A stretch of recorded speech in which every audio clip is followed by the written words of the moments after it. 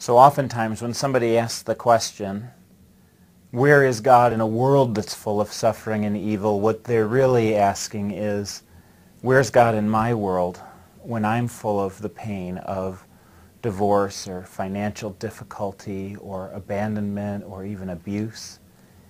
And you ask the very hard question, where is God when I'm going through that? Or where was God when I went through that as a kid or in my past?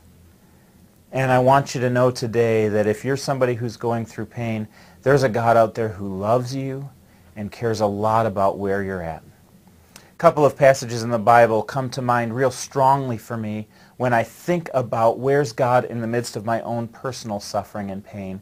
They were real precious to me when I went through a year when I had 2 babies that died. My wife was pregnant 2 times and had babies that died. My parents wound up getting a divorce. And I had 2 friends that went through very difficult accidents that put them in the midst of intensive care. And that year, 2 passages became very close to my heart as I began thinking about this. One of those passages is a passage that comes from the Psalms, which were written by David. And it's Psalm chapter 77. And this one, in fact, was written by Asaph. Asaph is crying out to God that night, and he's saying, God, where are you when I'm crying out to you? I stretch out my hands to you. I cry on my pillow. My pillow is all wet, and it seems like you're not hearing me. I wonder if maybe you've ever heard that kind of prayer or felt that kind of prayer in your own soul going towards God. And Asaph says, I come to you, God, with all my pain. And that's the right thing to do. Because pain can drive you toward God or it can drive you away from God.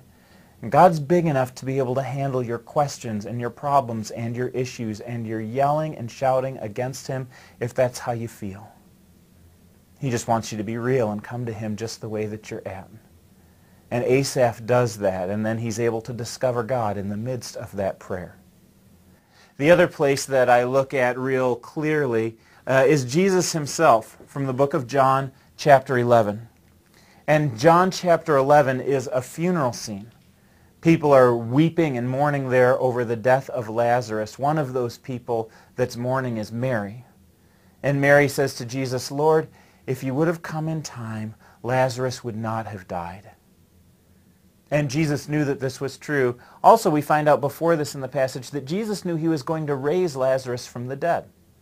He had nothing to cry about in terms of missing Lazarus because he knew he was bringing Lazarus back. But interestingly, one of the shortest verses of the Bible in John 11:38 says in response to Mary and her request, Jesus wept.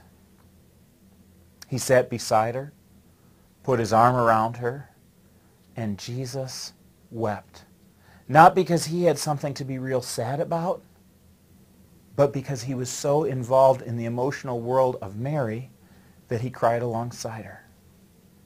You know, compassion is what the God of the universe is about. And even if he knows the circumstances in your life will turn out for the better, when you ask, where's God in the midst of my pain, you can imagine him putting his arm around you, telling you that he loves you, and weeping alongside of you. You can be honest with him. God's heart is broken when your heart is broken, and he's with you, even in the midst of your pain, especially in the midst of your pain, because the Bible teaches us that God is near to those who are brokenhearted. Find him there.